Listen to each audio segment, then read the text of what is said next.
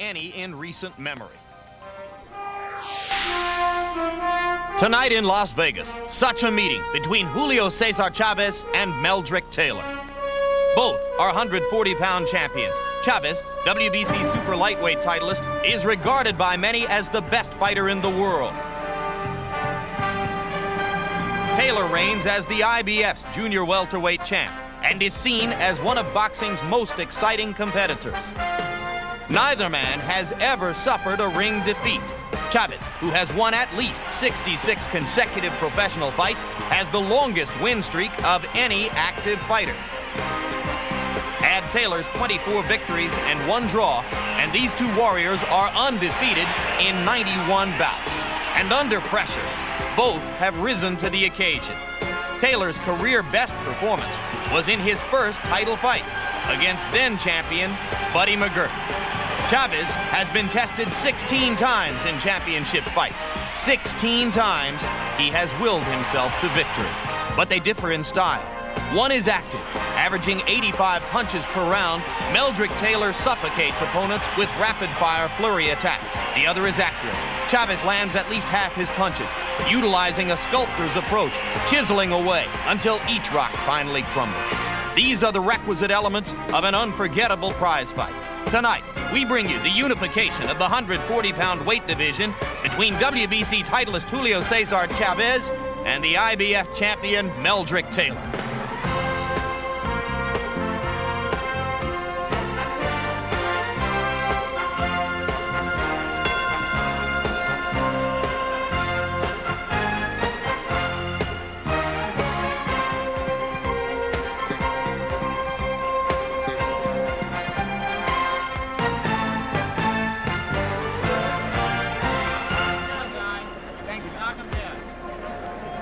Tonight, World Championship Boxing comes to you live from the Las Vegas Hilton, where HBO Sports presents a 140-pound title fight unification between two undefeated champions, the IBF's Meldrick Taylor and the WBC's Julio Cesar Chavez.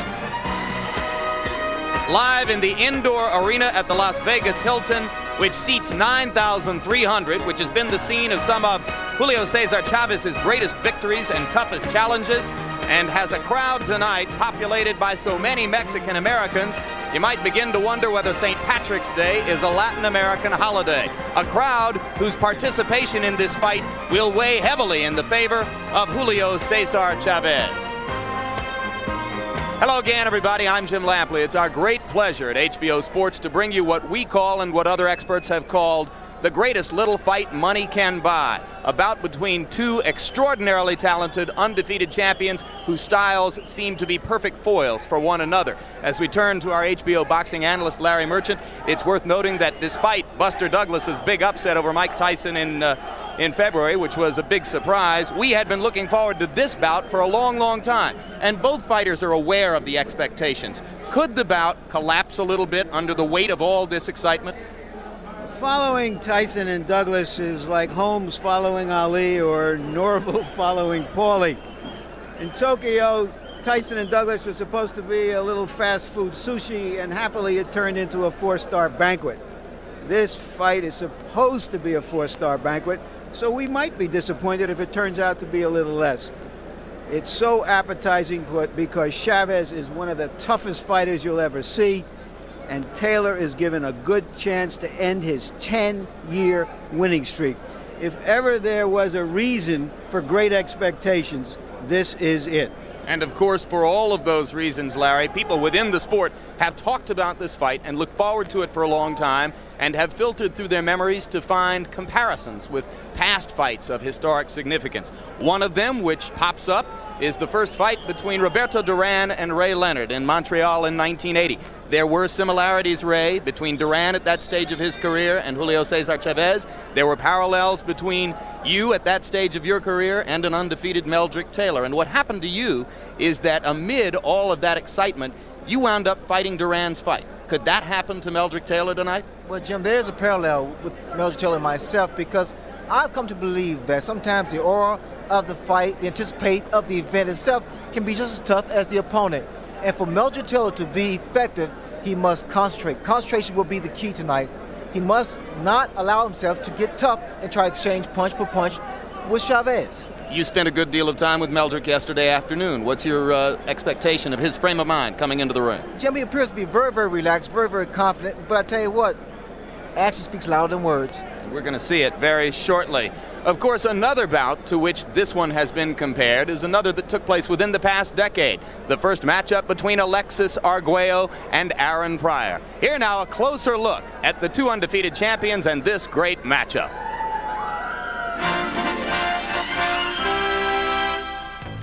Tonight's fight is the climax toward which Meldrick Taylor and Julio Cesar Chavez have been working for the past 2 years. One of them will keep rising toward the pinnacle of the sport. Though he's won 3 titles and 66 consecutive fights, Chavez remains an aspiring superstar. Limited to the Spanish language, he's still a relative unknown outside his native Mexico. And on his behalf, Don King has fostered promotional campaigns and a brief attempt at an education in English. I must win this fight in order to achieve worldwide recognition. And to fight a champion like Meldrick Taylor and defeat him will help me achieve my goal. Meldrick Taylor was one of the less heralded Olympic boxing champions of 1984. Fewer fans noticed his march to a gold medal than, for instance, the exploits of Breland and Biggs. But Taylor has since become the most successful of the 84 Olympians. The Philadelphia native won the junior welterweight title in only his 21st pro fight. This is a good opportunity for me to show the world that I'm the best fighter out there at 23 pound for pound in the world. In a sport where contrasting styles make great fights, these two champions are perfect foils. Chavez likes to fight inside, where he combines body punching with excellent defense to wear down his opponents and break their will. Meldrick Taylor relies on lightning speed and classic footwork to get off ahead of his opponents. I have the quick hand speed, good lateral movement, good mobility. I see Chavez as a great pressure fighter, good combination, relentless fighter. But I see me offsetting that attack. Boxing fans saw a similar matchup of junior welterweights 7.5 years ago. The Nicaraguan champion Alexis Arguello was like Chavez, a ring technician who held titles in several different weight classes. Aaron Pryor was like Taylor, an undefeated American champion who needed a major victory to propel him to worldwide recognition. There were 2 fighters that was the best in their weight class in their field. They had different type of styles, like this time here with me and Chavez. For the 90s, we have 2 young fighters with our whole career, life is on the line here, and we're going up against each other. Pryor and Arguello put their boxing lives on the line for 14 brutal rounds in an epic battle of wills. Combination by Arguello again, the uppercut and the overhand right. Back with another overhand right. Pryor smiles at him off the bell. Arguello trying to cover up. A smashing right hand. Arguello's helpless against the ropes. Arguello's hands to the side. It's over. Aaron Pryor has retained his junior welterweight championship. Arguello slumps to the canvas. We're supposed to fight because we love the sport and we like the challenge. Is what it feels to defeat another human being with the same brain capacity, with the same boxing skill, you know, and then you become the winner. That's the great thing. Desperate determination is what made Pryor Arguello 1 a ring classic, and what may make this fight a carbon copy, especially since Chavez has come so far without ever tasting defeat. I've always had in my mind that in the ring, every opponent is a champion, and I am a human being like anyone else, and one is always exposed to defeat. Fortunately, I've always prepared myself consciously 100%, as each one of my fights leads to bigger and more important fights, and I think that's why I have remained undefeated. Meldrick Taylor has also benefited from a champion's desire. My will probably prevail in this fight. Chavez is a great champion. He's determined. He has a lot of pride also. But I just think that extra little bit of will just to do anything it takes to win and just bring out the best. See, I'm a fighter that rises to the occasion. You know, if I have a challenge out there and somebody said I can't do it, or I have just got doubts about me, I'm going to do it. No doubt about it, I'm going to do it. If Chavez and Taylor's confrontation is anywhere near as pulse-quickening as the 1982 Pryor-Arguello epic, fans will demand a rematch, as they did for Pryor and Arguello just 10 months later. It's almost like deja vu. Only about 3,000 miles to the west. Oh, Arguello's down! Arguello's down in the first round! And the crowd urging Arguello on. A right cross by Arguello landed. Another right. He's got Pryor on the road. Pryor's tired. Here goes Pryor again. Oh, what an uppercut to the chin of Arguello. Arguello's in trouble. He's down. He's down on his right knee, and he goes to the seat of his pants.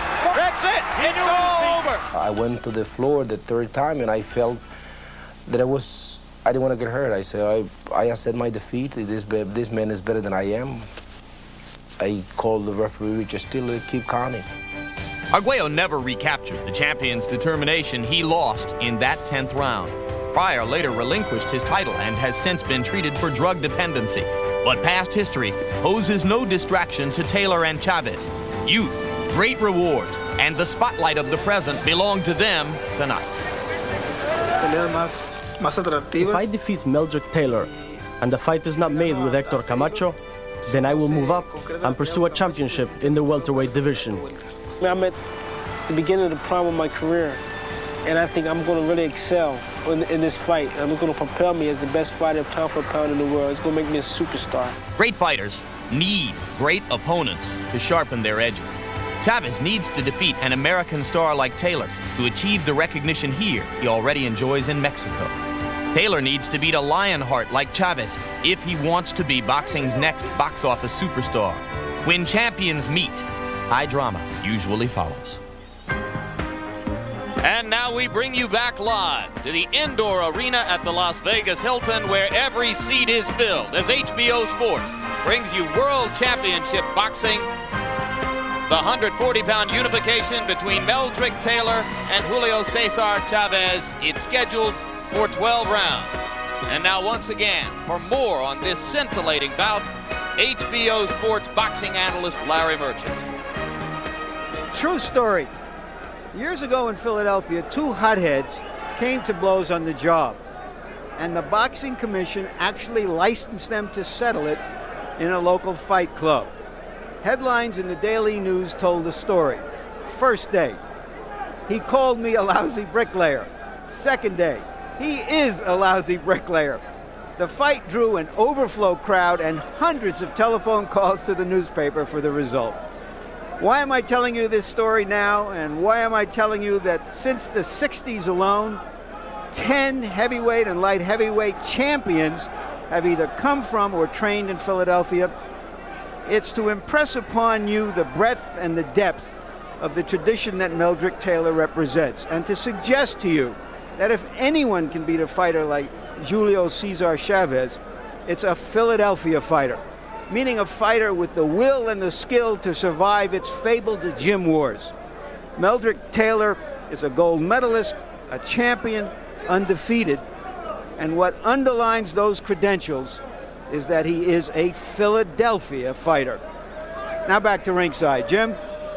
All right, Larry, a comparison in cultures between Philadelphia and Mexico, a contrast in styles. Chavez, the more precise puncher, he throws fewer punches per round but lands a greater percentage than does Taylor, who tends to overwhelm opponents with a lot of activity. Which style would have presented you with more problems in the ring, Ray? Well, Jim, the guy that throws less punches but land with more accuracy, and that's Chavez. Of course, there's always a chance, though, that judges will be more impressed by the fighter who throws a lot of punches, even if he isn't landing quite as many. You never know if it goes to 12 full rounds, which it could here in Las Vegas. Now quickly, Ray Leonard, your tips of the night for both fighters. Well, Jim, as usual, is speed, speed, speed for Meldrick Taylor, but also good lateral movement. That's the key, to not let Chavez get set. Always moving, never being a stationary target.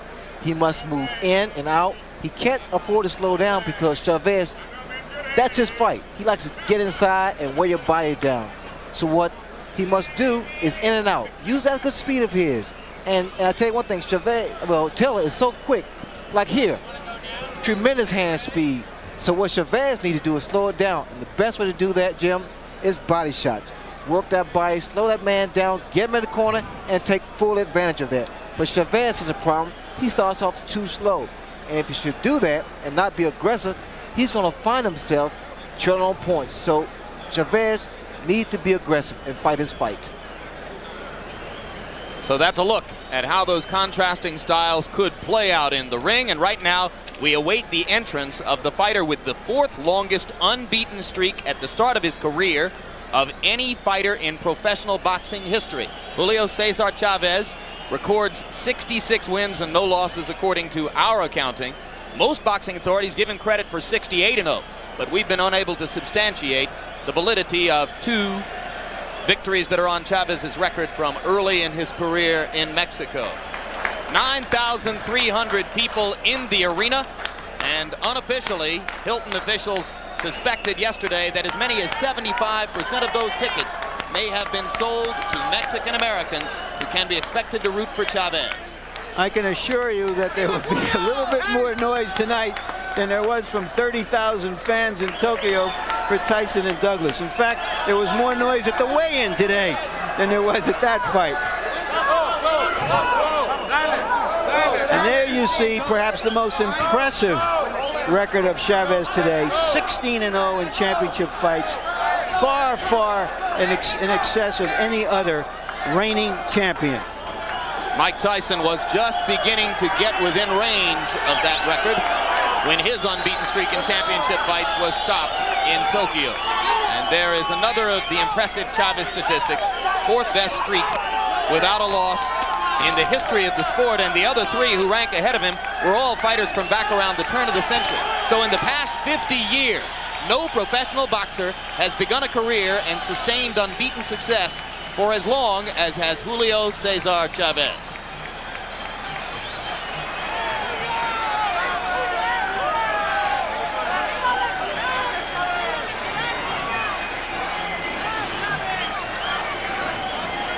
Chavez is about an 11-5 favorite. A couple of hours ago, the odds were down to about 8.5 to 5.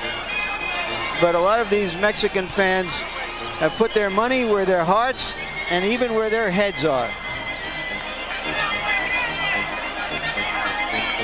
Seating on the floor here is flat, so there are many who have not been able to see Chavez as he approached the ring.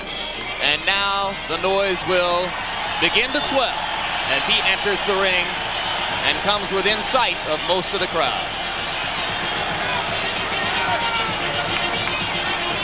56 knockouts among the 66 victories which we at HBO give him credit for. If you make it 68-0, it goes up to 58 knockouts. And none of Chavez's past 12 fights have gone the distance. Which is sort of amazing, Jim, because he's not a knockout puncher. And he's been moving up in weight class during those 12 fights. Unbeaten champions from present-day boxing, and you can see none at 34-0 is a distant second to Chavez in terms of his unbeaten record. Virgil Hill up to 27-0 now.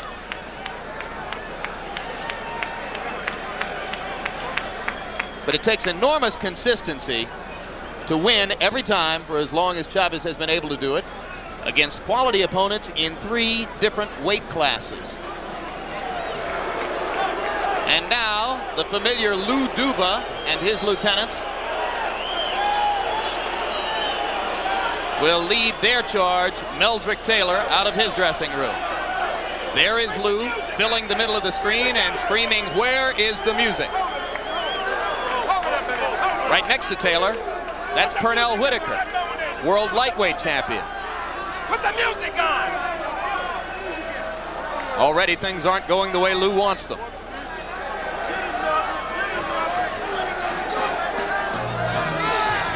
All right, Lou Duva is happy now. Lou Duva is an emotional guy, and he makes emotions work for him with his fighters. They know he's backing them in every conceivable way. He is so animated that there's a tendency among casual fans to think of Lou sometimes as a bit of a buffoon. But don't let all the antics fool you. He knows what he's doing. You know what I find interesting is the fact that normally you walk to the ring, your song is always upbeat. But this song is very charged, very slow. America! It's interesting, okay? And carrying the American flag into the ring is #1 ranked heavyweight contender Evander Holyfield.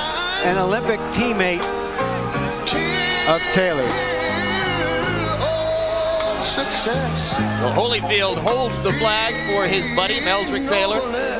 This fight will also get the rapt attention of Meldrick Taylor's other Olympic buddies, Mark Breland, Bernal Whitaker, Terrell Biggs, Virgil Hill. Pretty good graduating class. Not bad at all. Almost as good as the one you graduated from, Ray. It's been so long, I forgot, Larry. Well, Ray Leonard, of course, was a classmate of Howard Davis and the Spinks brothers in winning his gold medal at Montreal. And now we take a look at Meldrick Taylor's record. The only mild blemish, a draw with Howard Davis in what was probably the best performance of the latter stages of Howard Davis's career. And only the 12th professional fight of Taylor as well. He's had some big wins over Buddy McGirt, Robin Blake, more recently a tough fight with Courtney Hooper that was more of a challenge than most expected it to be, but he was coming off of a long layoff from a knee injury. Tail of the tape, the two fighters are almost identical in size. A 1/4 pound weight advantage for Meldrick Taylor, a 1/2 inch height advantage for Julio Cesar Chavez, but basically they will present the same physical picture to each other in terms of size and dimension. Jim, Taylor is a little bit stronger. Taylor looks more like a welterweight, I think. Chavez a little bit more like a lightweight, but Chavez has shown real muscle definition in preparation for this fight, more so than we've seen him. Punch statistics, Larry. And here is our statistical profile of how active these fighters are. And as you can see, Taylor throws a few more punches, but Chavez, who generally throws at close range, has a much higher percentage of success. Their styles also are reflected in the number of jabs they throw. Taylor throws more jabs. Chavez just pushes his jab out as an opportunity to get close to his opponent.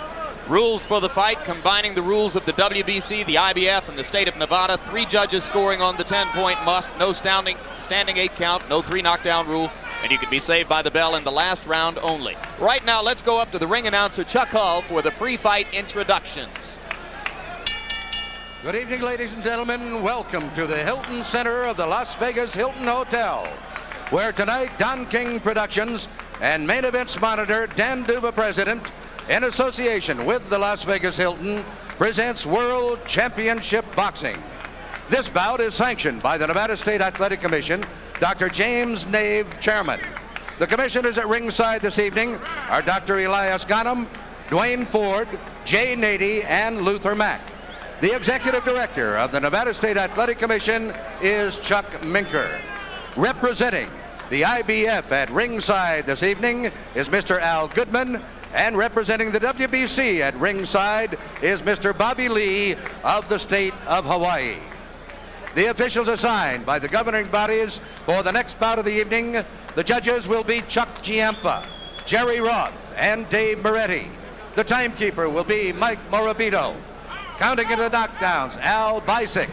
The attending physicians at ringside, Doctors Flip Omansky, James Game, and Al Capana. And your referee is Richard Steele. This is the main event of the evening. 12 rounds of boxing for the unification of the WBC IBF 140-pound championship. Introducing, in the red corner, fighting out of Culiacan, Mexico, weighing in at 139.5 pounds, with a professional record of 66 wins, no defeats, with 56 KOs.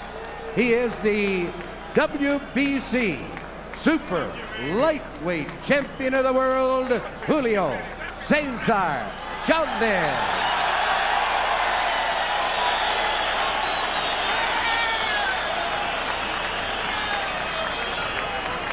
And in the blue corner, fighting out of Philadelphia, Pennsylvania, he weighed in at 139.75 pounds.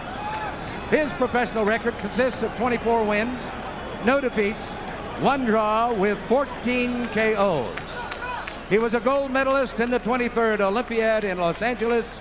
He is the current IBF Junior Welterweight Champion of the World, Meldrick Taylor.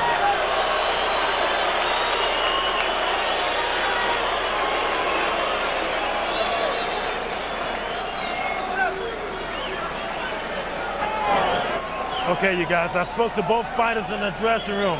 I'm cautioning again. Tell them both to obey my commands at all times. All right?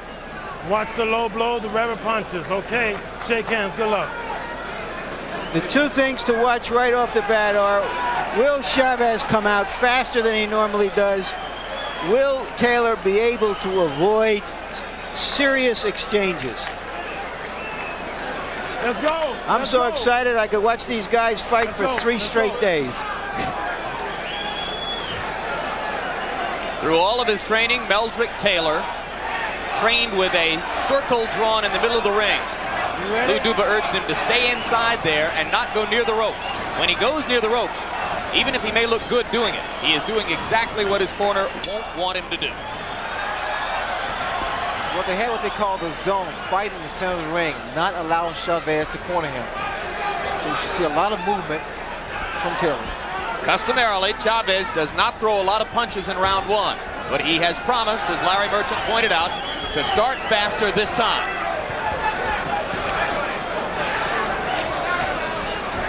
Taylor's a little tight here, but I noticed where his punches came out rather. They were not exactly smooth. Chavez scored with a left hook. A right in close by Chavez, but Taylor finished the exchange.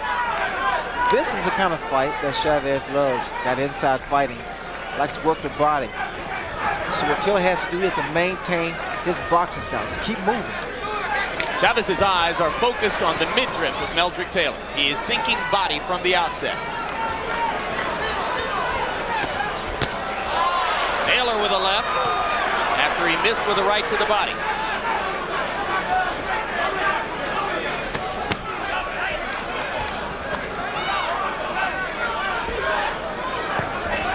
For both fighters, the jab is a strategic rather than an offensive weapon. They're using it to set up other punches, not to do damage or score heavily.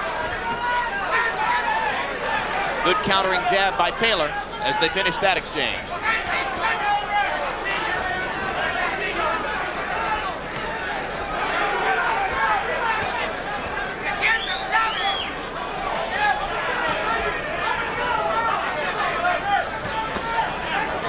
Chavez not really doing much. He's trying to see what Taylor has to offer.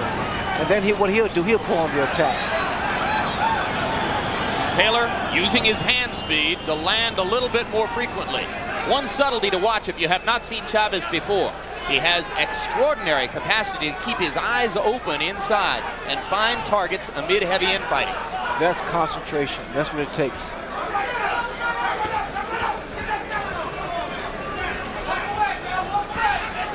Right hand lead by Chavez. Taylor flurries in return. You see the in and out movement from Taylor.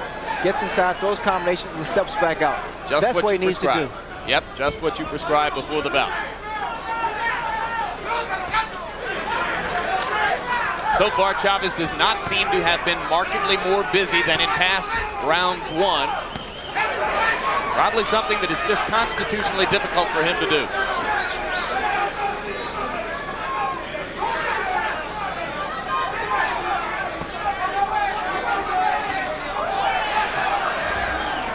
Taylor starting with the jab. Chavez is using more right-hand leads.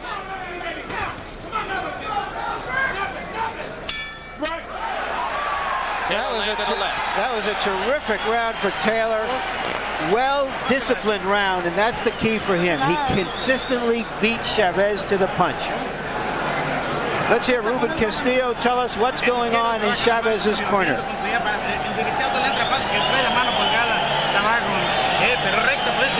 Throw your right hand aloft. You got to respond immediately. 2 jabs, you go first. You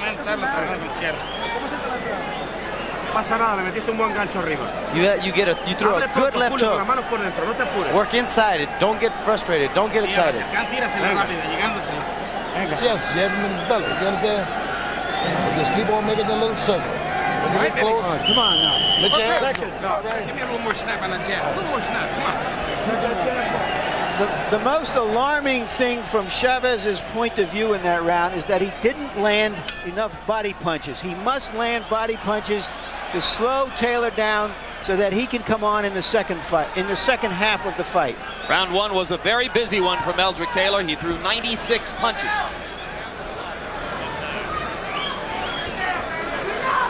They also instructed Taylor to snap that jab, bring it back, because you see the right hand of Chavez. He's trying to counter that jab.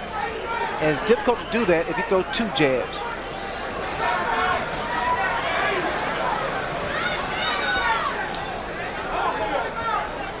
Chavez still doing more looking than throwing.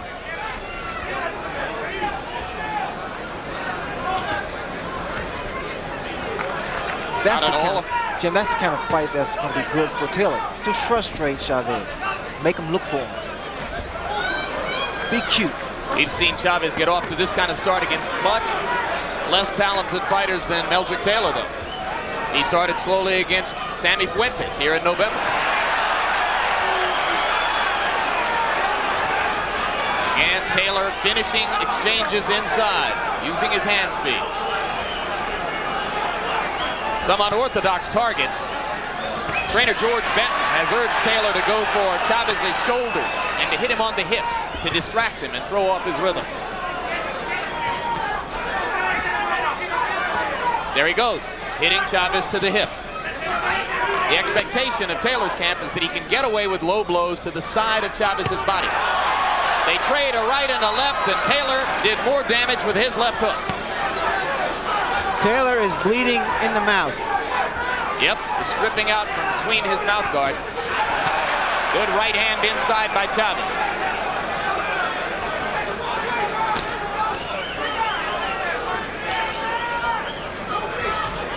The right hand of Taylor constantly drops. I think what's happening here is the fact that because he's been able to land so many punches in the first round, he's gotten a little comfortable here.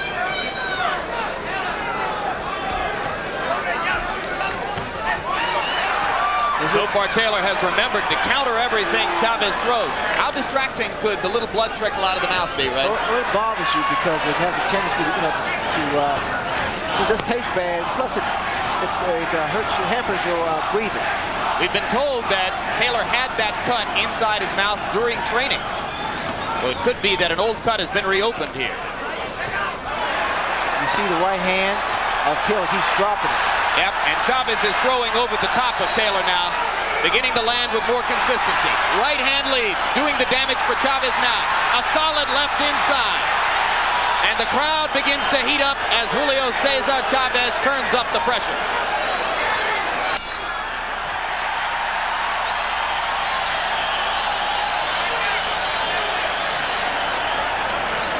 These are going to be hard rounds to judge. Taylor controlled that fight until that round until the last 10 seconds. How do you score it? You're too fast now. You understand what I'm saying to you?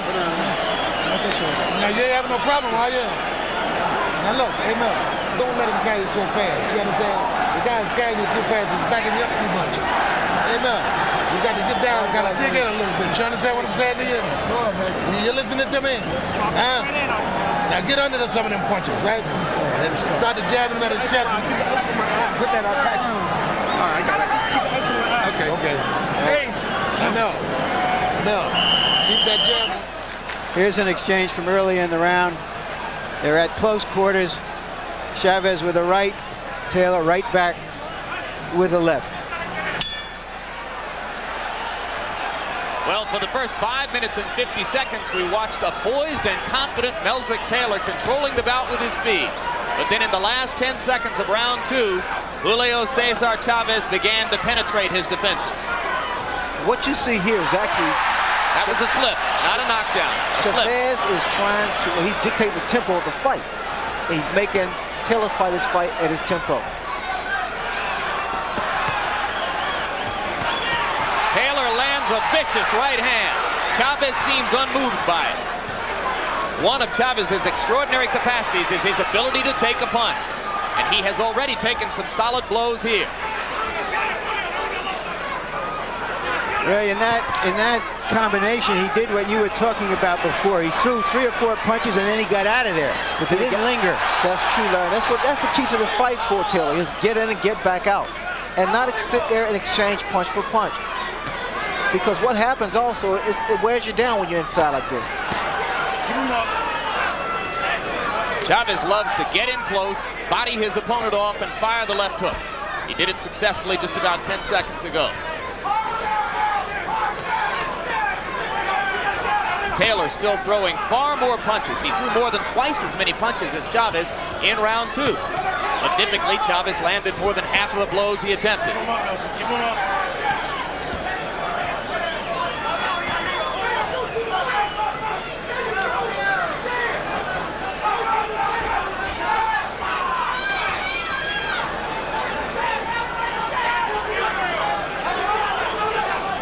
The surprise to me, Ray, so far is that Taylor has been landing many more body blows than Chavez. And that has been Chavez's most effective punch. And I tell you, that's Chavez's forte, the body shots. In fact, he's abandoned that, and he's trying to out-jab Meldrick. Because of his speed, Meldrick is starting and finishing most exchanges. This is another very good round for Meldrick Taylor. They're fighting in the zone in the middle of the ring. Chavez lands a solid right hand. But you see the frustration on Chavez's face. He can't get set. Now, whether or not Meldrick can keep up this tempo is yet to be seen. Meldrick trading uppercut for uppercut and landing more effectively than Chavez.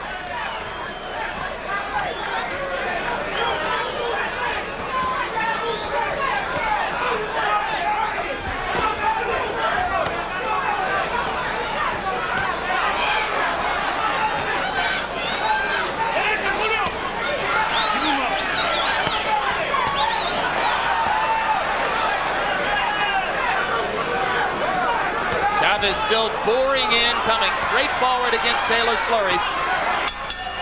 A solid right hand at the bell for Julio Cesar Chavez, but it was another round in which Meldrick Taylor swarmed him with violent activity. Keep it going like that, you understand? Harold Letterman, our unofficial official, how do you see the fight? Larry, 3-0, 30-27 favorite Meldrick Taylor based on clean punching. And for the life of me, I can't understand why Julio Cesar Chavez doesn't take a step to the right, because Meldrick Taylor goes to the left all the time and Chavez doesn't cut the ring off.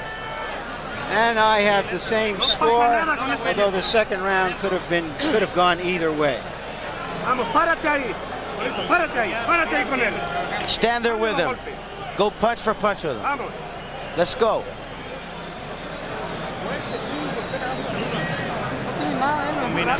He doesn't have anything. Throw combinations.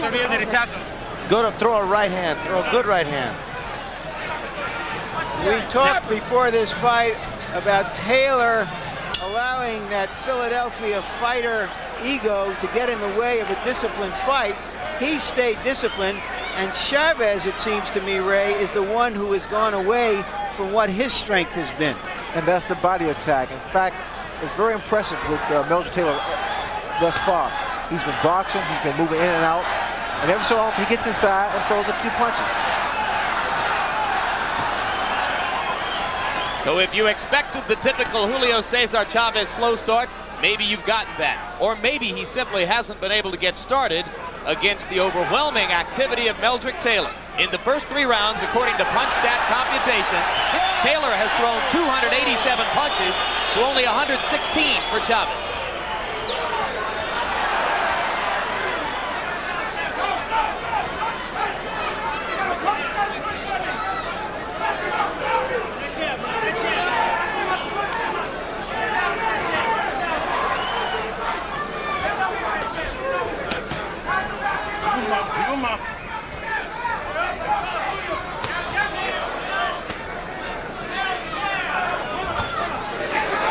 Good right hand lead by Taylor. Still trading 4 blows to 1 for Chavez. Chavez tries the left inside. Taylor comes right back. And Chavez simply hasn't been able to get Taylor to the ropes a single time. Taylor's combination inside is so fast, he can get him off and get away. But what happens sometimes, he has a tendency to stand up, and he's very vulnerable for a counter. But as long as he's moving, Jim, he can win this fight in fine fashion. Now get out. Solid left hand by Taylor, and he moves back out. Another successful exchange. The promotion for the bout, Ray, called it thunder meets lightning. And there was a good straight left by Chavez that snapped Taylor's head back. In that characterization, Chavez would be thunder and Taylor lightning. But there are a lot of people who think that Julio is not a powerful puncher up here at 140 pounds. Well, we'll see that. I mean, quite naturally, he's not been landing the kind of punch he's landed at the lighter division, but he still punches so well in there. He's been knocking people out, but not down. It's always been an accumulation of punches. So conditioning would be a factor here also. To clarify what I said, Roger Mayweather and Sammy Fuentes ended their bouts on the stools in their corners, not flat on their backs on the canvas. Chavez simply wore them down. Watch your head. That's what he's going to have to hope to be able to do here against a Meldrick Taylor who in the first 4 rounds has gotten off to a fast start and would appear to have built an early lead on the scorecards against the man who is 66-0 coming in.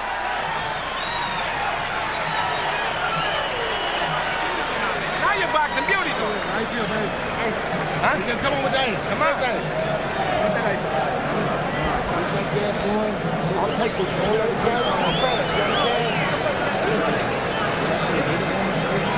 On the hips and on the shoulders and on my arms. You understand now? So you don't miss. You got me covered? Now just settle down. Settle down. Don't let the guy carry it too fast. You understand? Leave it up there. Put it right on. Put it right on. You're boxing beautiful out there. You got to throw punches and back this guy up now.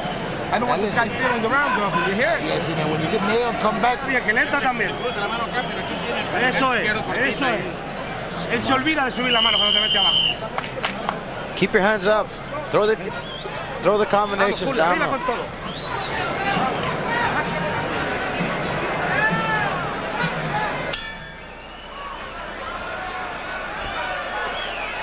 Well, Ray Leonard, would you say a near-perfect performance so far from Meldrick Taylor? It's a very good performance by Meldrick Taylor. He's been doing what he needs to do. Boxing, just boxing, using speed. Chavez now bullying Taylor into the ropes. And maybe you see some frustration there. Chavez is getting hit a lot. The madder Chavez gets, the easier fight is going to be for Meldrick Taylor. And Taylor has gotten away with a lot of low blows. He's landed a bunch of them, and Richard Steele hasn't said a thing.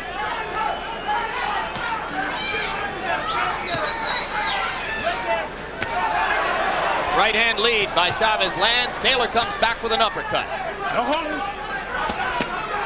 We'll look to see if Chavez will follow his corner's orders and throw double left hooks. Chavez is looking for Meldrick Taylor's head. That's not an easy target.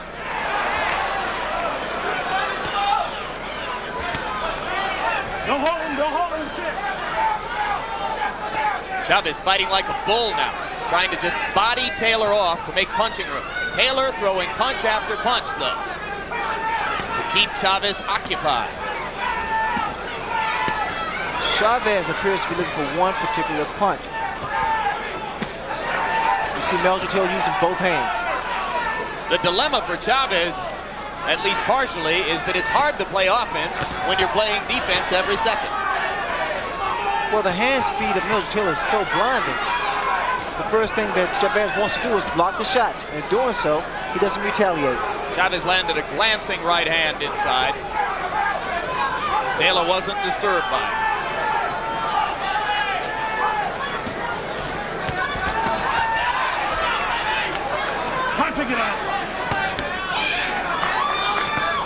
Again, Jim, this kind of fight, this inside fight, it wears the fighter down. And again, Taylor, I must stress, Taylor would do better going in and going out.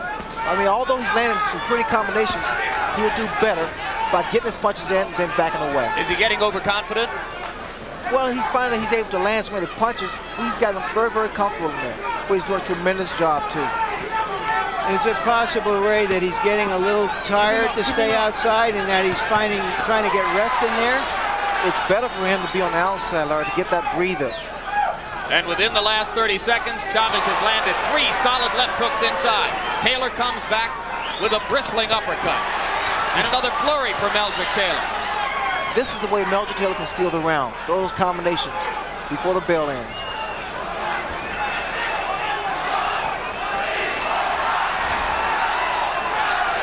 Chavez boring in with a left and right, and Taylor begins to move again.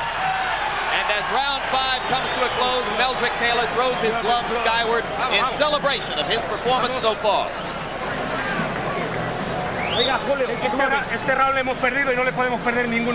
We've lost this round. We cannot afford to lose any more rounds.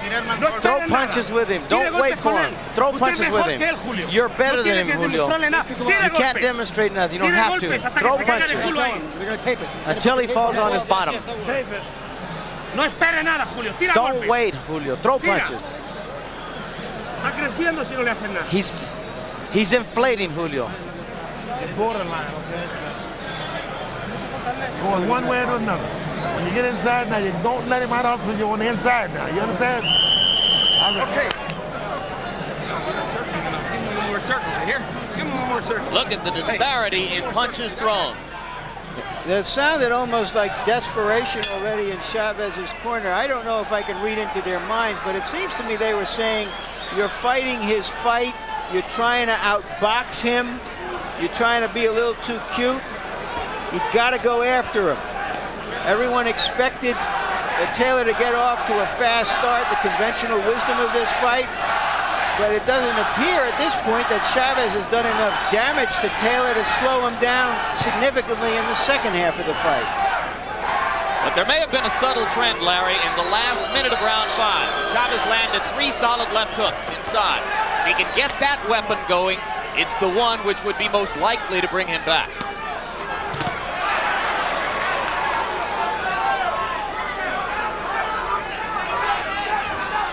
Taylor still exchanging to the body effectively. They trade punches inside, and Meldrick seemed to wobble for just a second. But now he comes back throwing. There's a slight swelling under the left eye of Meldrick Taylor. And every once in a while, we see a little trickle of blood out of Taylor's mouth. That doesn't seem to have bothered him.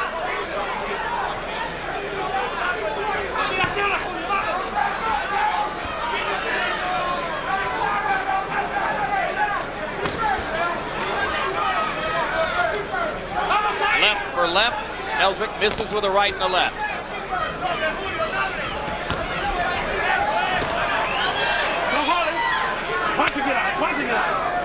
Chavez is not getting the kind of leverage he's used to getting against fighters when he can back them up against the ropes.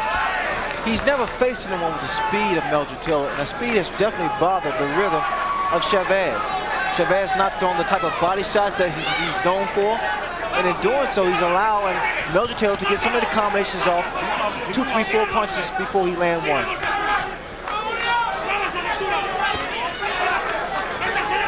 Taylor moving better now than in round 5, throwing the jab from greater distance.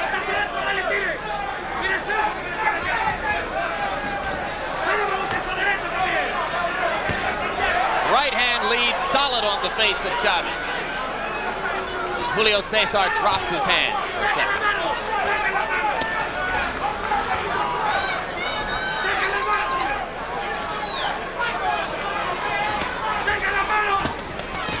This is a masterful fight with Meldrick Taylor. He's doing everything conceivable to offset Chavez. He's even closing the inside exchanges, and that was supposed to be Chavez's forte. Chavez off balance, reaching in, uncharacteristic. Lunging with the right hand lead. Taylor beginning to dance and shuffle. And for the first time, Richard Steele tells Taylor to keep his punches up, but not before he'd landed about 20 low blows. In Chavez's corner, the last round, they said he's getting inflated, which I interpreted to mean he's getting a little full of himself, a little cocky. Well, off of that round, he had every reason to be cocky. Don't let him carry you too fast. Settle down a little bit. You got me covered? Now you're coming back now. You're coming back. You're starting to feel good. Harold, we're halfway through this. How do you see it? Larry, I've got Meldrick Taylor winning the fight overwhelmingly, 6-0, 60-54 on points based on clean punching and ring generalship. Julio Cesar Chavez just can't seem to go to the right and cut off Meldrick Taylor when Taylor goes to the left, and Taylor's out punching him, and that's all there is to it. It's all Meldrick Taylor. I have Taylor pitching a shutout too so far, but somehow I doubt that the judges will see it quite that way. This is the part of the fight. They are all Chavez Nevada judges. Usually starts to take over. That's right. It is from this point on that he has done his most damage in the past. But tonight, Chavez, who normally lands upward of 50% of his punches, is down in the 30s. So he has not been as effective as he expects to be. Solid left hand by Meldrick Taylor, and Chavez showed you there his incredible ability to take a punch. Watch the life in the legs of Meldrick Taylor. Still a lot of bounce. And that gets back to the fact, Ray, that Chavez has not done damage to the body like he usually does. He hurt Chavez just then. Chavez buckled. Chavez is damaged by the first minute of this round, in which Taylor has landed at least 3 solid left hands. Chavez appears to be totally discombobulated here. He's not throwing combinations. He's not throwing body shots. He's looking for that one shot to the head. I think at this moment he may just be trying to clear his head. I got to brag a little bit, guys. I've been telling my friends for days that Meldrick Taylor would win the first 6 rounds of this fight, and I agree with you, Larry, and you, Harold. I think he has. Let's see if the rest of my predictions will come true. I don't feel that confident about that now. The way this fight is unfolding, it appears to me that if there is a knockout, it will be, and I've never said this, as far as Taylor's concerned. You never dreamed before the fight you'd be saying Meldrick Taylor could knock him out, right? Because Taylor is the boxer, and yet he's out-punching and outscoring Chavez. Well, his plan coming in was simply to win 1 round at a time and be totally happy with a 12-round decision. He would appear to be well on his way to that.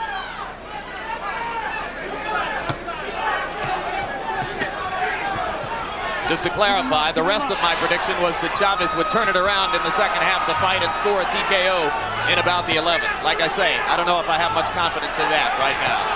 Taylor still blistering Chavez inside. Meldrick Taylor's getting his entire body behind his punches. And he's not really known to be a big puncher, but here he's getting a lot of leverage behind the left hook of his.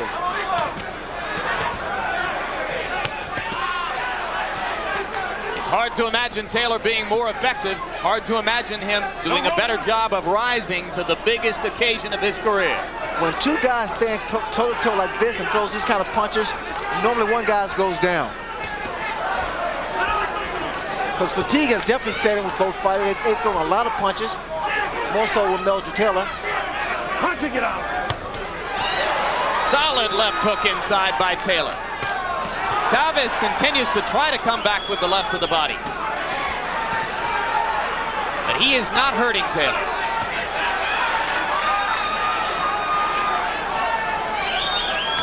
This would appear to be the deepest, darkest situation of Julio Cesar Chavez's long career. You saw them touch gloves after that round. There's great respect between them.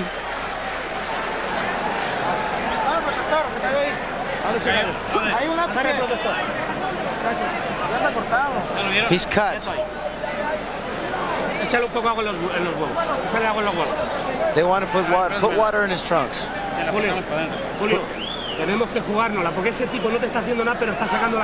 You've got to go out. He's not doing anything. Throw 3 punches. All right, let's watch some of Taylor's action here. Every good Philadelphia fighter I've ever seen has thrown great left hooks.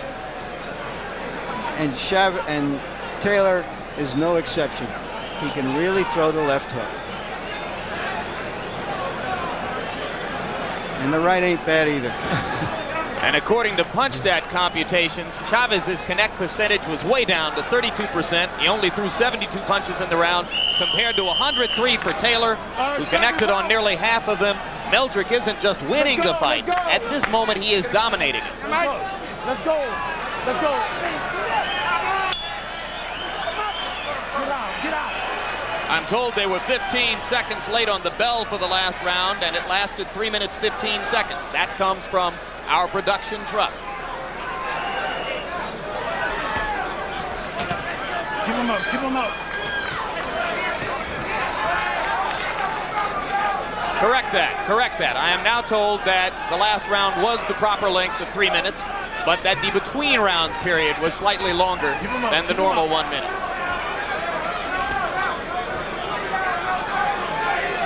So let's not say there have been any major irregularities or cast aspersions on the great professionals here in Las Vegas who control boxing and who sit next to me. Good overhand right by Meldrick Taylor. Taylor has controlled this entire fight, so what he needs to do is maintain that concentration and keep fighting this fight here. It's a perfect formula. There is swelling around both of Meldrick Taylor's eyes, and a cold compress was applied to what may be a small incipient cut under his left eye between rounds.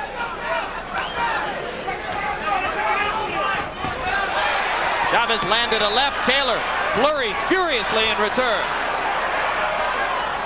And when have you seen Chavez at the end of an exchange like that moving backwards? Not very often. This is a whole new experience for Julio Cesar Chavez. A sign that I see here, Jim, is the fact that Chavez is not pressing the attack. He's more apt to move around, and Chavez does not fight this. This is not his fight. Which suggests that Taylor has driven him off, that he doesn't want to pay the price. A right and a left by Chavez, and more blood comes out of Taylor's mouth. Taylor begins to flurry with the left again. This is dramatic stuff. You're seeing a young fighter at the very top of his game against one of the greatest to have fought in the last 20 years. And if there was any doubt, Ray, as to whether Meldrick Taylor would fall prey to the pressure that you succumbed to in Montreal when you fought Roberto Duran's fight, it's been just the opposite. He is forcing Chavez to fight his fight. He is far more poised than I was for my fight with Duran back in '80. A lot of concentration here. Great left hook by Meldrick Taylor, and Chavez again backs up.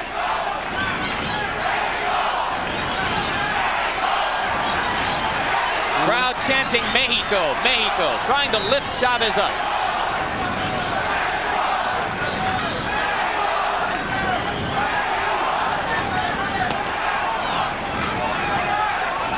I like to see those double left hooks thrown by Meldrick Taylor. Throws them very, very well. Now there's something you never saw. Meldrick Taylor motioning Chavez to come to him. As if to say, come here, you're an easy target for me.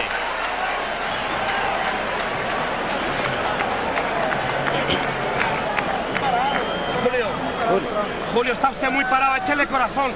You're standing too straight up. Do it for your family. Give it all your heart. Let's go. Esta se nos ha puesto fea, pero vamos a poner los cojones ahí. You gotta put everything you've got. Tire lo que tenga, por el amor de Dios, Julio. Tire lo que For the tenga, love coño. of God, throw everything you've got, Julio. Usted es grande. Vamos arriba de él. And there you see Taylor with his quicker hands. He beats Chavez to the punch and to the counter punch.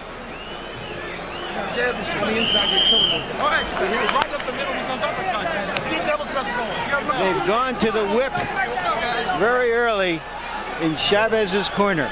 Yeah, when the cornermen start saying, for the love of God, they know how desperate the situation is. Taylor lands a right-hand lead to start the round off. Taylor went straight for Chavez. It's incumbent on Taylor not to give Chavez an unnecessary chance to get back into this. Look at the speed of Meldrick Taylor's flurries.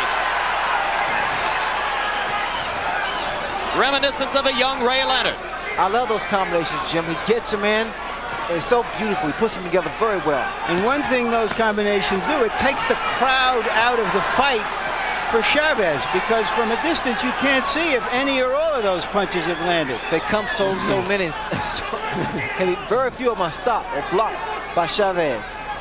Chavez still looking for that one big punch. He's just not getting a chance. He's standing in the middle of the ring where Taylor wants to fight. He hasn't been able to get him to the ropes, and he's being outpunched 2 or 3 to 1. And still outpunched to the body as well. If you've just joined us, you're in the middle of the 9th round of a classic performance by a young fighter on the threshold of greatness. Meldrick Taylor, coming into this bout, an underdog against the unbeaten Julio Cesar Chavez, has completely dominated Chavez with hand speed and vicious infighting. Taylor may well have won every round. You know what I see now, Jim, is the fact that Taylor's coming out on top, fighting inside. and few expected that. He's done it with commitment, hand speed, superior strategy.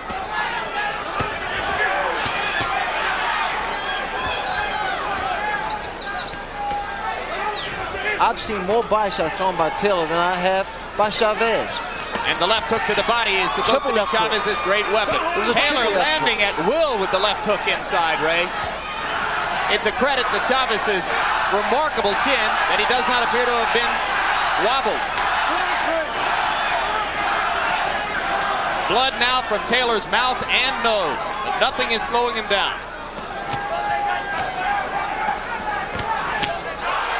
Chavez with a right hand that woke up the crowd for a second. Meldrick has answered everything like that in the bout. Savage left hook to the body by Taylor. And another. And what you see here again, Taylor's going through the body with two hands. He's been nothing short of great in that category. And finally, Richard Steele gives Taylor a serious warning about low blows. And a slightly rejuvenated Chavez steps in and lands a right hand.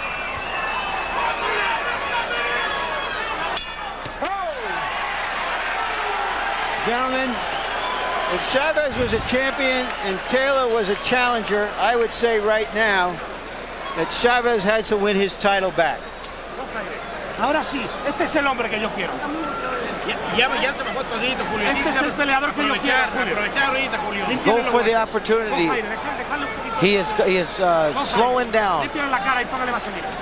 Clean his face, put in Vaseline. For your family, Julio. Un esfuerzo más que lo tenemos. Yo sé que es muy duro, pero tú eres más macho que él. Harold, we're 3/4 of the way through this fight. Envelope, please. Larry, I've got it 90-81, 9 rounds to nothing in favor of Meldrick Taylor. In rounds 5, 7, and 9, Meldrick stood on the inside and just outfought Chavez at his own game. And in the 8th round, he backed him up. I mean, I think it's all Meldrick Taylor. I think Julio has lost a lot of the snap to his punches. Let's go, Sergio, let's go, let's go. It's a test of will as well as skill. I don't think either man's will has cracked yet. In every round so far, Taylor has thrown more punches, landed more, effectively dictated the strategy of the fight. I see here when Taylor's telling me that he can block the left hook to the body with his arms. He's doing a good job of that. He's carried out George Benton's game plan to perfection. Whoa, beautiful trading punches inside, and Chavez again seems to wobble slightly as Taylor lands at will. Brilliant stuff from Meldrick Taylor. Chavez on the verge of going down. Now he smiles as he slips a punch. Incredible fight by Meldrick Taylor. This man is in shape because the tempo of the fight and the combination he's been throwing. And Chavez, the great body puncher, is reduced to headhunting. Taylor has to watch out. I'm seeing him being hit by these left hooks. He needs to watch out for those shots.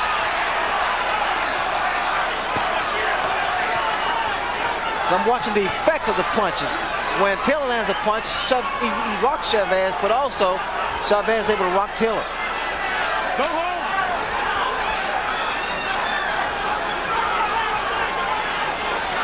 Taylor beginning to look more the worse for wear than the action of the bout would have led you to believe, though. Blood again from the mouth and the nostrils. Watch Both the eyes legs beginning to close.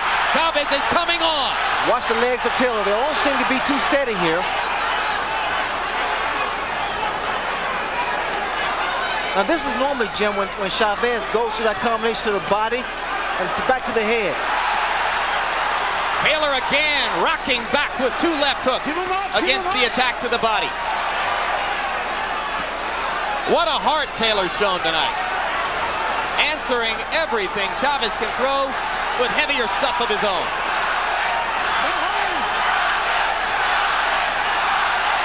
Crowd tries to become the 3rd man in the ring. The arms of Taylor are starting to go down now. He's starting to drop now.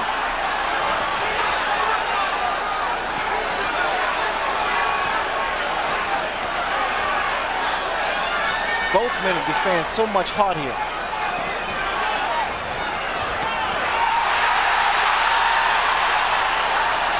Chavez finally seizing the initiative for the first time. And for the first time, there's a mild air of danger from Meldrick Taylor. But he still comes back with flurries. Keep him up, keep him up. Right now, it's like who wants it the most.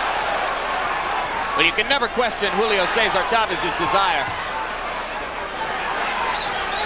We see two real champions here tonight.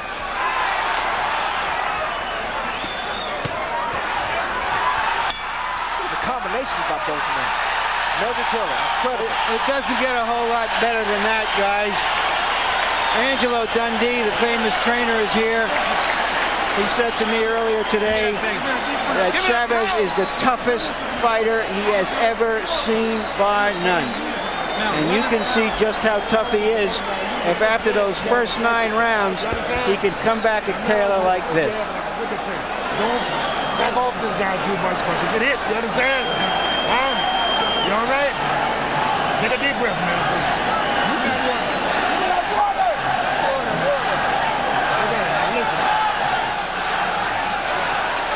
This is that exchange earlier in the round when Taylor landed 2 hard punches. Stiff left followed by a stiffer right. Major league stuff.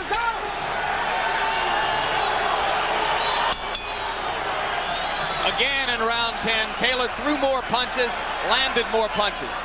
But Chavez shows a commitment which is rare and exclusive to great champions. What's going to be interesting in these next 2 rounds is to see how Taylor handles this, because this is the toughest fight he's ever been in.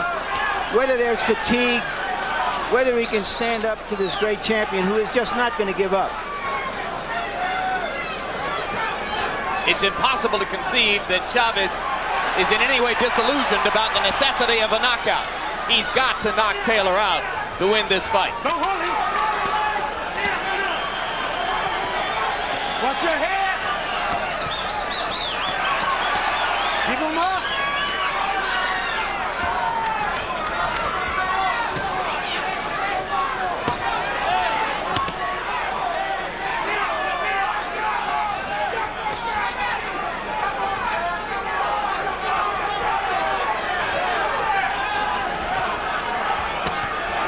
The best punch of Taylor is the left hook. Look at it, 3-4 left hooks at a time.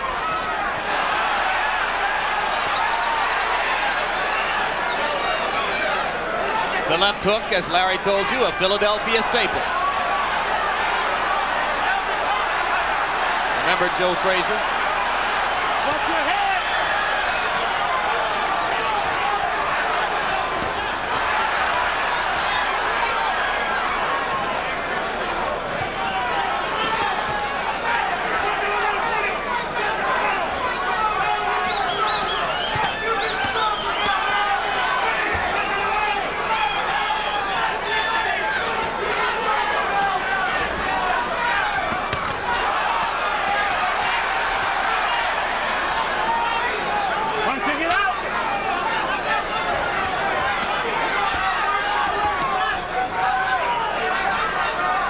It has been 78 years since a fighter began his professional boxing career with as many or more consecutive wins than Julio Cesar Chavez. Right now, the 66-0 record, which was such a landmark in the history of the sport, the best in the last 78 years, is in serious jeopardy. As round 11 comes toward a close, Julio Cesar Chavez must begin to contemplate the reality that he's got 3 minutes in which to produce an unlikely knockout, or he will see his streak end before thousands of his countrymen. The impressive thing, he's still seeing combinations thrown by Meldrick Taylor. Here in the 11th round, incredible. 2 hard punches at the bell after a furious round like that. And Taylor was woozy and almost went to the wrong corner. He doesn't have a lot left, Larry. Julio, tienes que jugártela este round. You've got to go for this round. When the bell rings, you've got to go throw your punches. Tú lo puedes noquear todavía, Julio. No, this is the last round. The whole fight is right now. This round depends on you need it now. You need this round. No, the fight is hanging on this round here, Mel. This is Okay, champ. This is the last and final round. The man called you. No. Nobody called you. The man called you. No. You want to be champ of the world? You want everything? Nothing. Vamos, campeón. Vamos. Come on, champ. Julio, tú eres más fuerte que él. You're stronger than he is, Tú puedes champ. más que él. Vamos. You're more than he is. Seconds out. Seconds out. Harold, how do you have it? Larry, 9-2, 108, 101. Meldrick Taylor, I think he's on his way to a unanimous decision. If you're a fight fan, get ready for 3 minutes of high drama now as a desperate and determined Julio Cesar Chavez tries to take out a fading and battered Meldrick Taylor, who has completely dominated him through most of the fight. Both of Taylor's eyes are closing. The blood continues to flow from his nose and his mouth, but if he stands up, he wins. And he's a warrior. Look at him. He's trying to stay there and trying to apparently push Chavez out. Play it safe and box.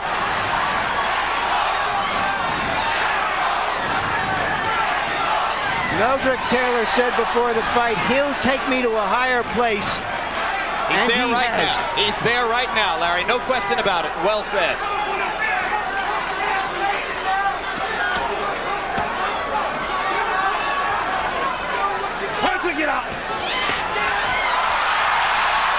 That is a tired Meldrick Taylor slipping to the canvas. 2 minutes to go. Maybe 2 minutes left in Julio Cesar Chavez's historic unbeaten streak. You would expect the aggression to be with Chavez. It's more so with Taylor. He's felt like he's behind on points. Well, they're both tired.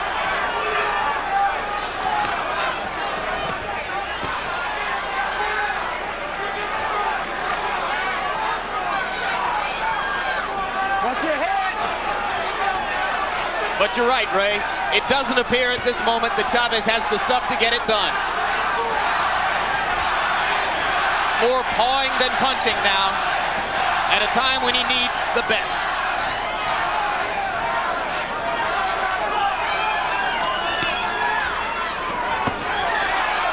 Another solid left hook from Meldrick Taylor.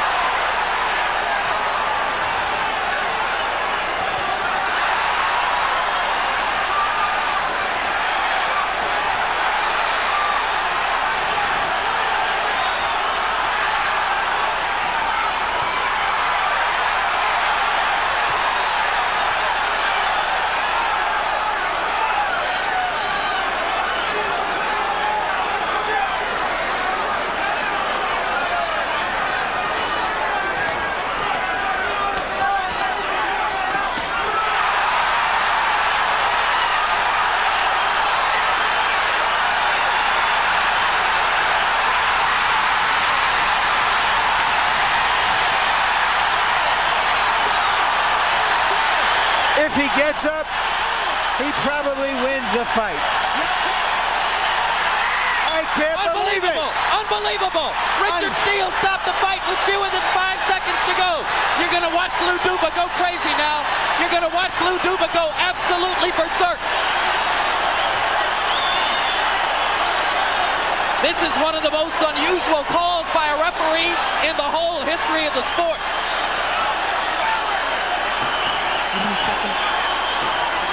5 seconds left. I cannot believe they stopped that fight. From the point of view of Chavez, it is one of the most dramatic comebacks in the history of the sport. Larry, the official time will be 2:58 of the 12th round. He knocked him out with 2 seconds left.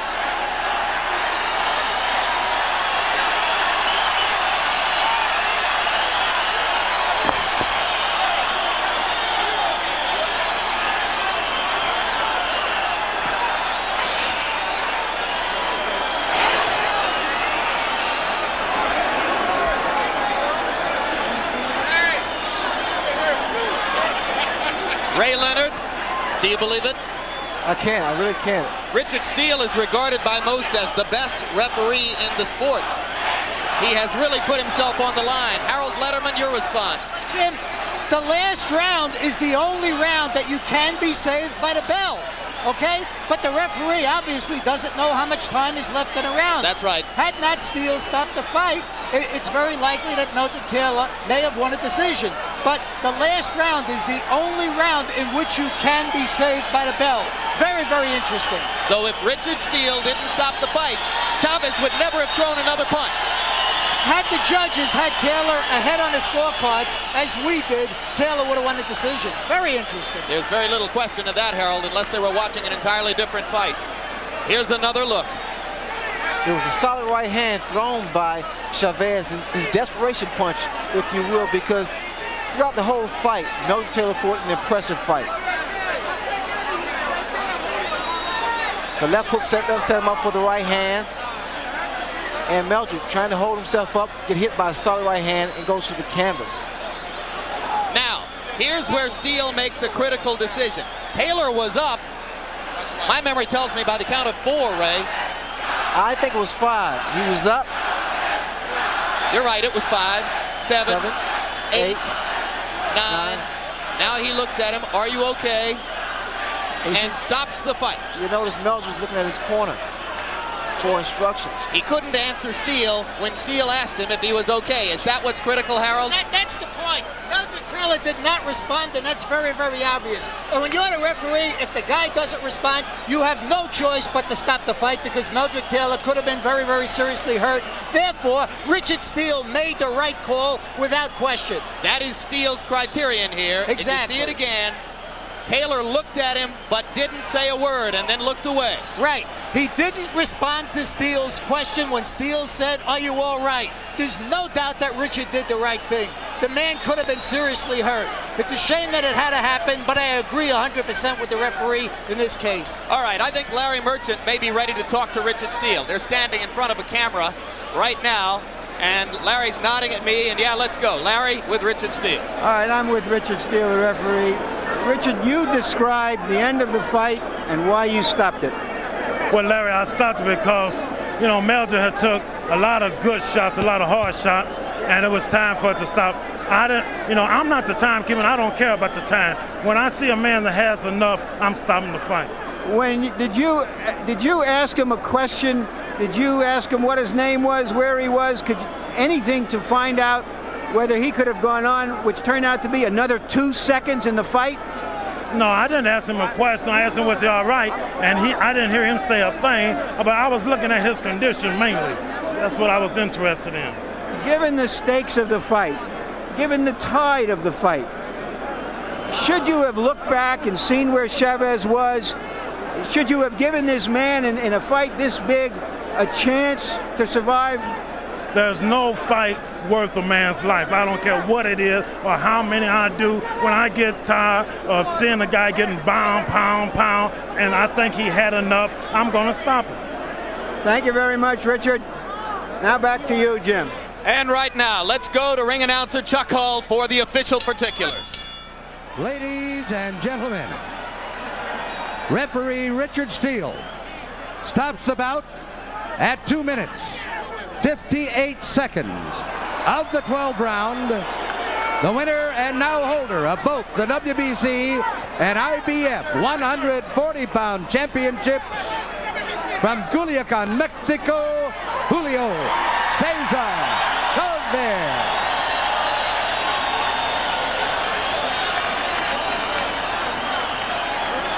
And there's a look at Chavez, and Larry Merchant is with him.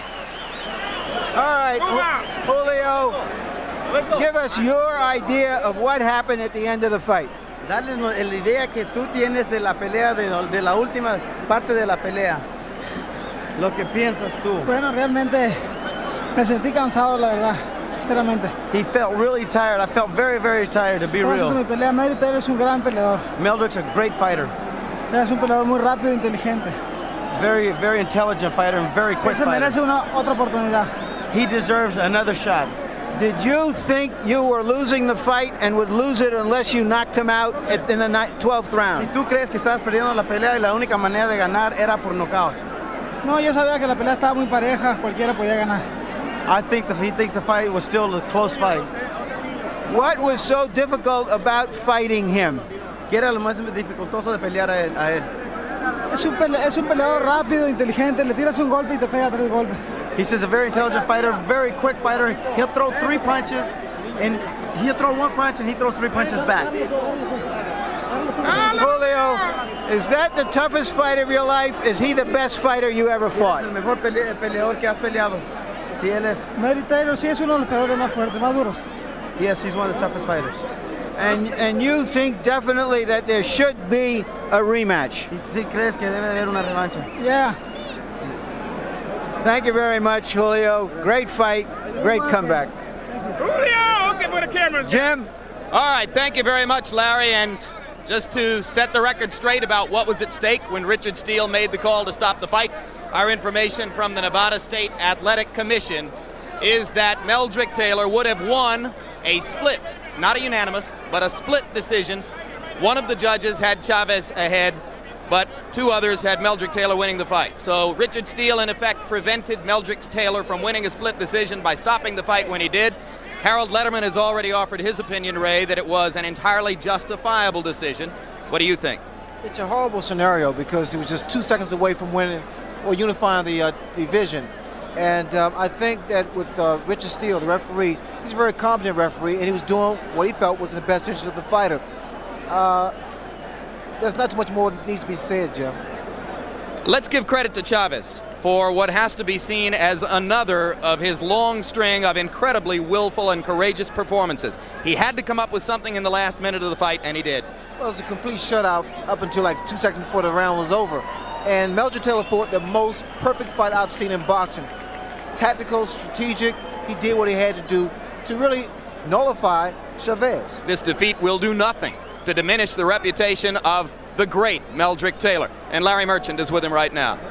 All right, Meldrick, give us your version of what happened at the end. Did you get any kind of signal from the referee asking you how you were? Do you think you could have gone on? The fight was 2 seconds in the 12th round. There's no one in the world in hell that he should have stopped this fight. Me leading on the scorecards going into the last round. I got hit with a good punch. I went down. Here, let's say it here. You got hurt by a right hand. Describe the rest of us. But I got here, I was exchanging. I should have stayed away from it because I was leading. He caught me with a lucky punch right there. Combinations. And I basically should have closed the gap in between. He caught me with a good right hand. Okay, I took the shot. And I got up. He didn't say anything to me. He didn't say, "Are you okay?" Count. He didn't give me no kind of directions in the corner. And he just stopped the fight. I looked at him. See, he's counting. All right. Asked me, was all right? Yeah, he's still, look, he's nodding his head at him. I said, I'm okay. He's nodding his head at him. You're telling him you're okay. Yeah, look at that. Look at that. Look at that. He's nodding his head at him. You're all right. I'm right at Chavez and said, I'm okay. I'm okay. Then he just stops. All right, Lou Duver, manager and co-trainer.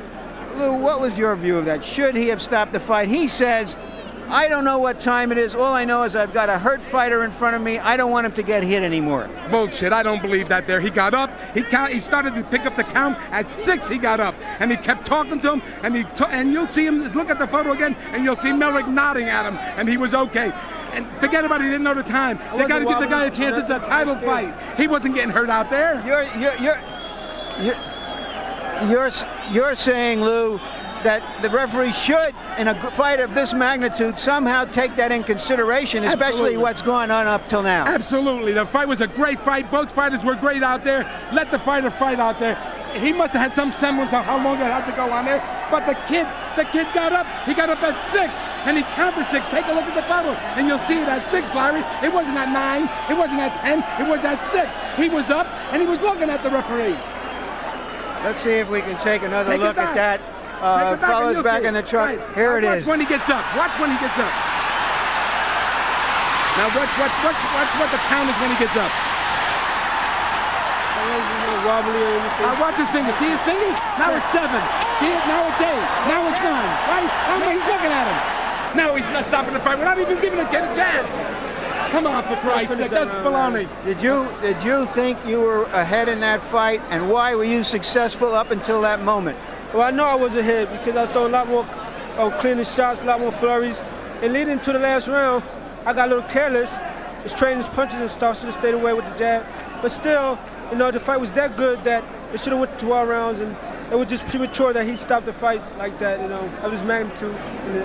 Just let me get this straight one last time. When you were up, and you were up at about the count of 5, actually, because it was when he counted 6, he was looking straight in your face. Did you try to signal him in any way, I'm okay, or did you just assume that you were going to go on and finish the round? I nodded and said, yo, I'm okay. Then he looked at me and waved his hands. I couldn't believe it. I believe he was stopping the fight. You'll see him nodding out there, Larry. If you look at that, you'll see him nodding when he's over there. At the count of 6, he's nodding at Chavez congratulated you on a great fight, and almost the first words out of his mouth was, he deserves a rematch.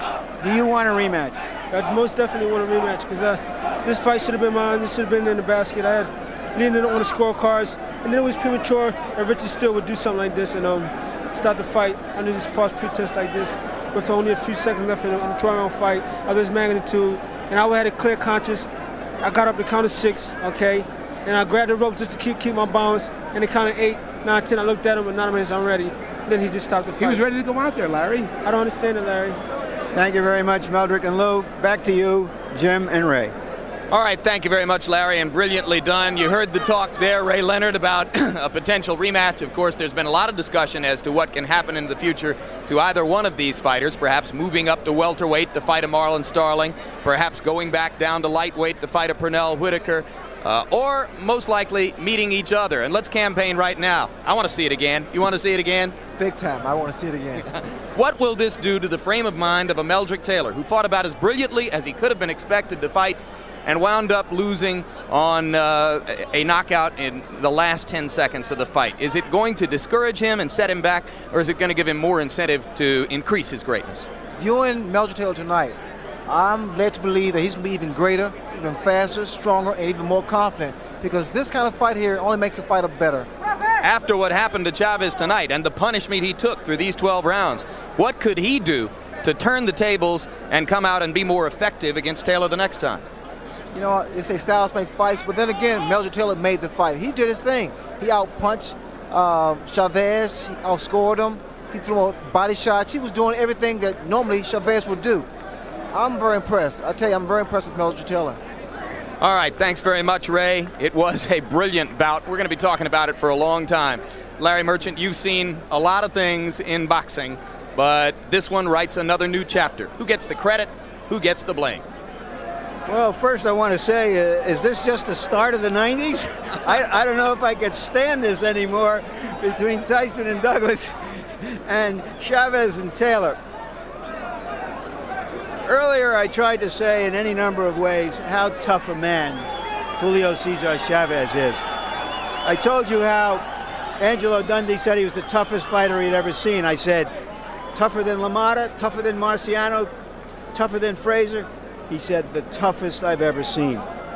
After all the punches he took in this fight, to still be able to find somewhere in the depths of him the strength and the will to finish that fight that way, even if Richard Steele had allowed it to go on and if Taylor had won the fight, is simply amazing.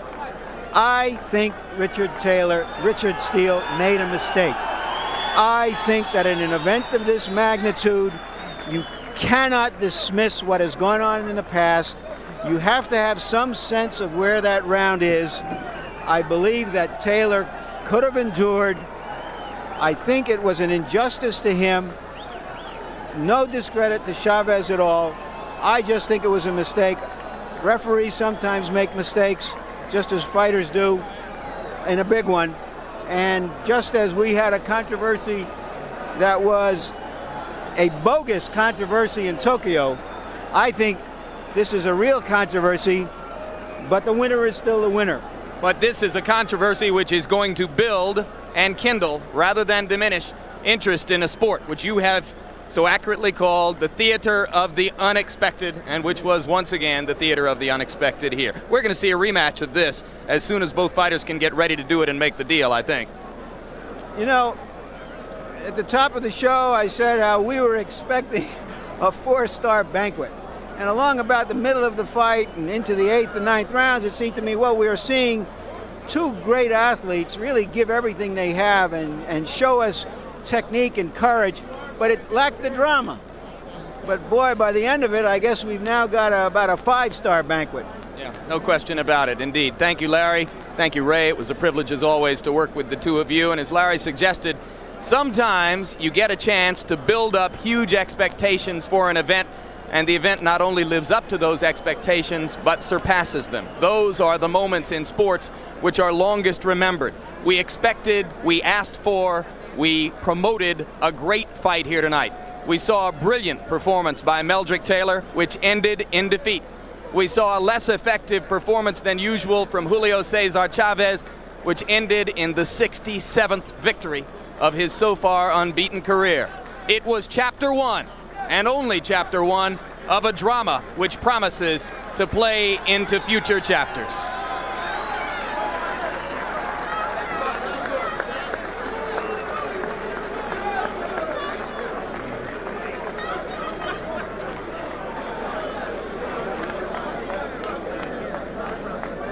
Two minutes, 58 seconds of round number 12.